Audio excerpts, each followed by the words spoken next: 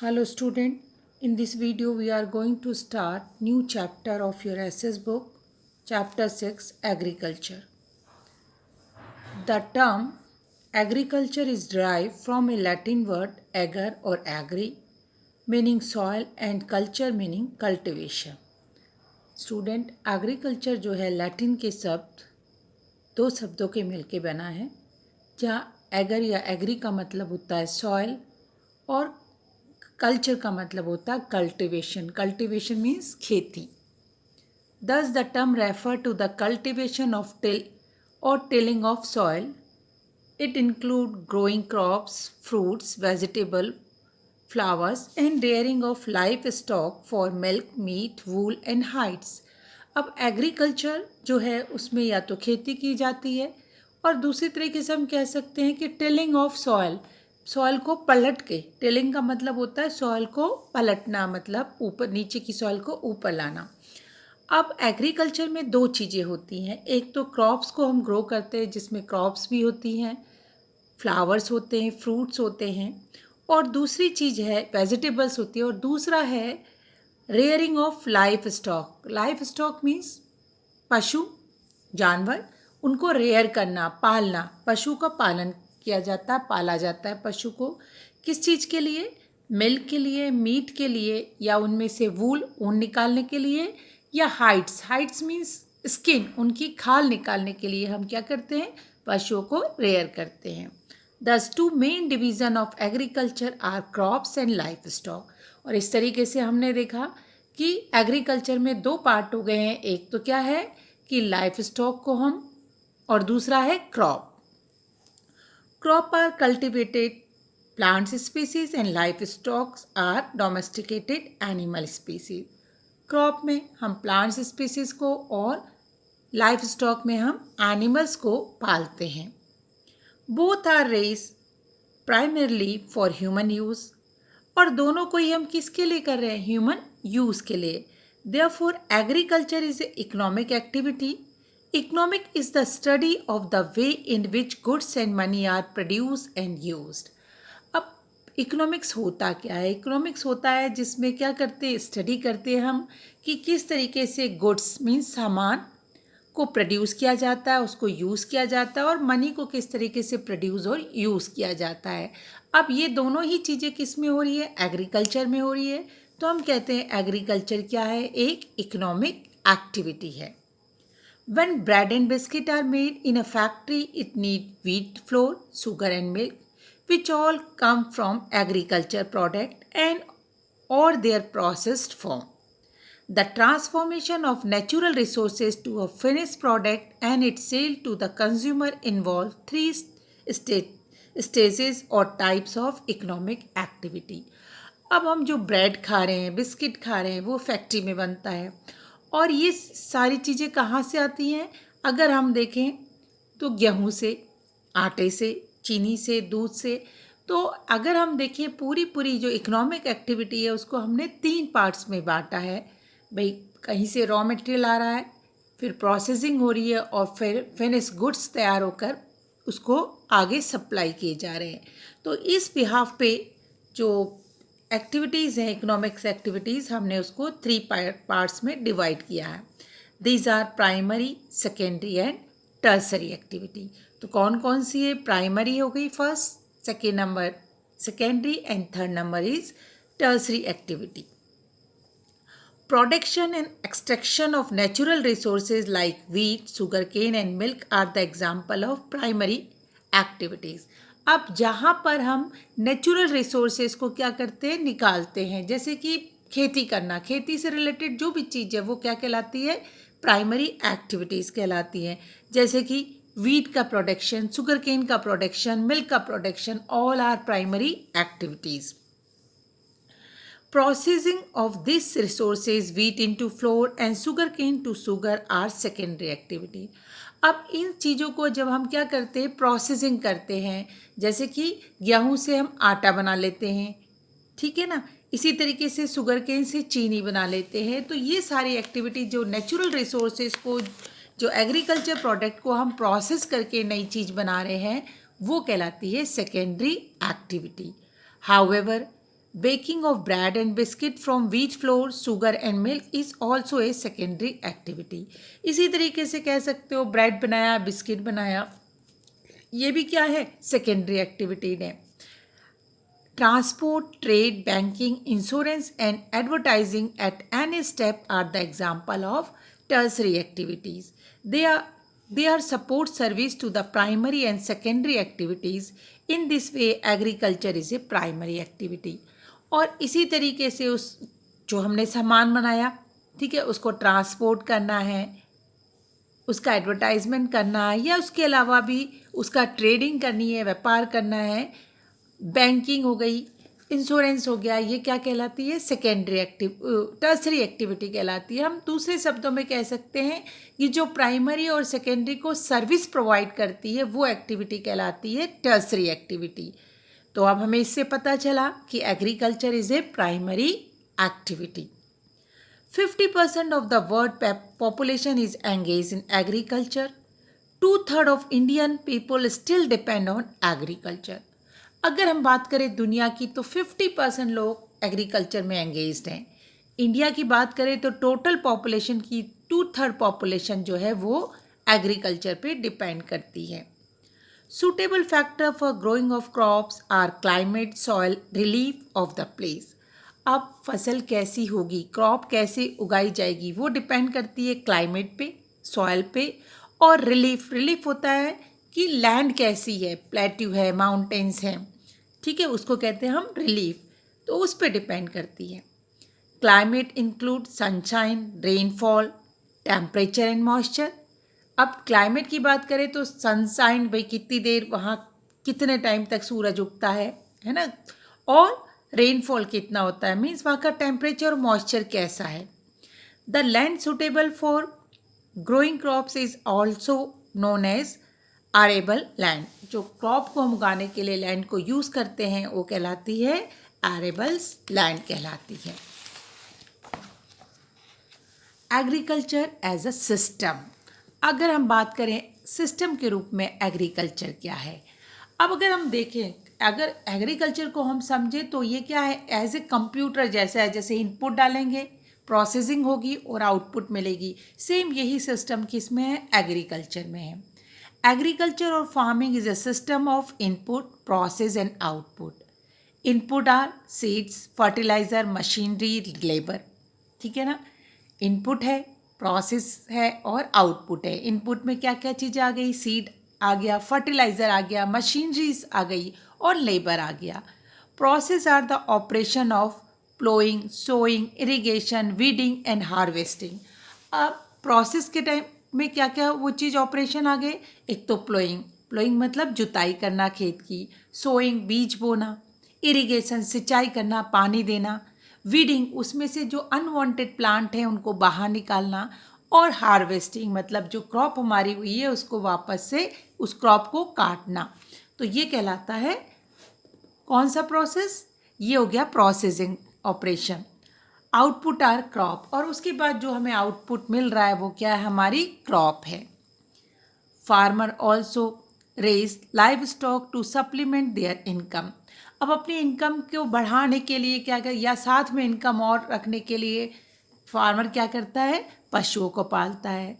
Similarly the input for the live stock are animal, process are their rearing with fodder, drinking water, cleaning, providing safety etcetera, and the output are dairy product and wool etcetera.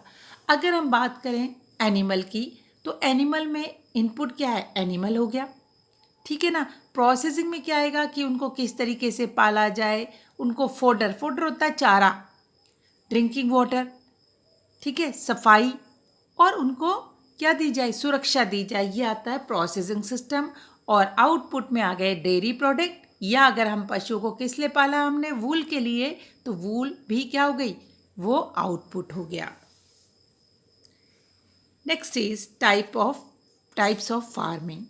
अब farming कितने प्रकार की होती है. The way of farming vary across the world depending upon the climate, fertility of the soil, availability of ground water, size of farm, depend of produce, labour, tool, technique. Broadly, farming can be divided into two types: subsistence farming and commercial farming. अगर हम देखें farming तो किस चीज़ पे depend, पूरी दुनिया में जो फार्मिंग डिपेंड करती है वो क्लाइमेट पे डिपेंड करती है, फर्टिलिटी पे डिपेंड करती है कि सॉइल की फर्टिलिटी कैसी है, भाई उसकी उर्वरकता कैसी है, और पानी कितना है, साइज़, खेत का साइज़ क्या है, और जो चीज़ हम लोग पैदा कर रहे हैं उसकी डिमांड कितनी है, लेबर, टूल और टेक्निक, इन सब चीज़ों पर जो है खेती डिपेंड करती है, एग्रीकल्चर डिपेंड करती है। लेकिन अगर हम ब्रॉडली देखें तो हमने खेती को दो पार्ट में बांटा है। एक होती है सबसिस्टेंस फार्मिंग और दूसरी होती है commercial farming.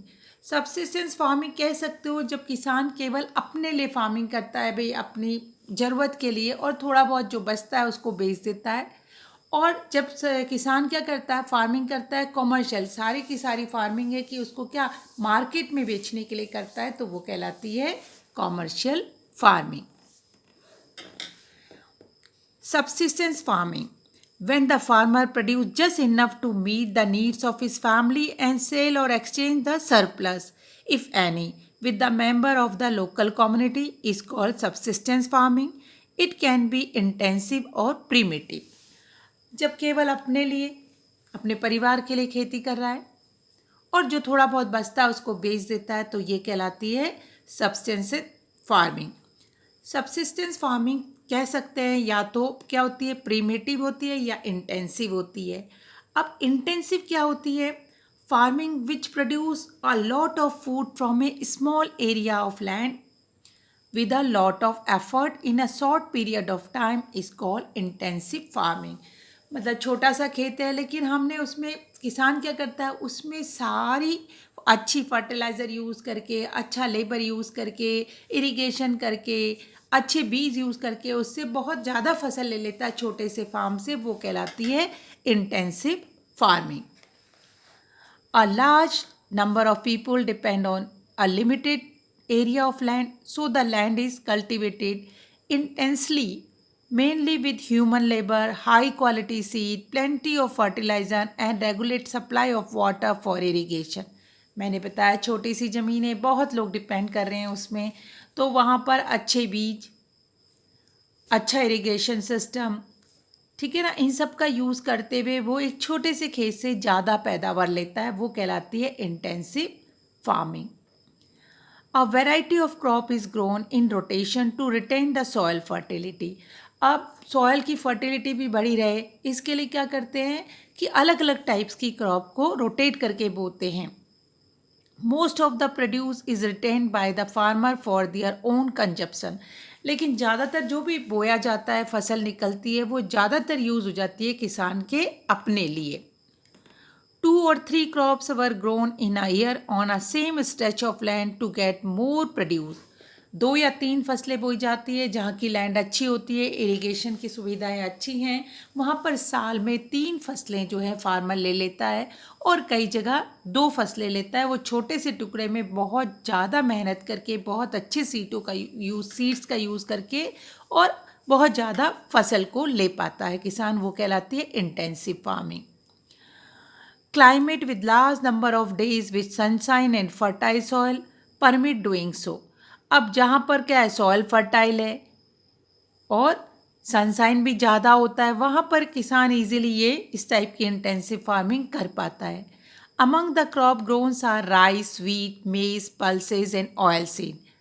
These types of practice prevail in the thickly populated area of the monsoon region of South, Southeast and Asia and east Asia including India.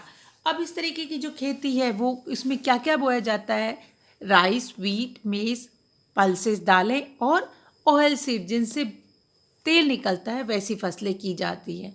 और जनरली जहाँ पर पॉपुलेशन ज़्यादा होती है, लैंड कम होती है, वहाँ पर ये की जाती है खेती।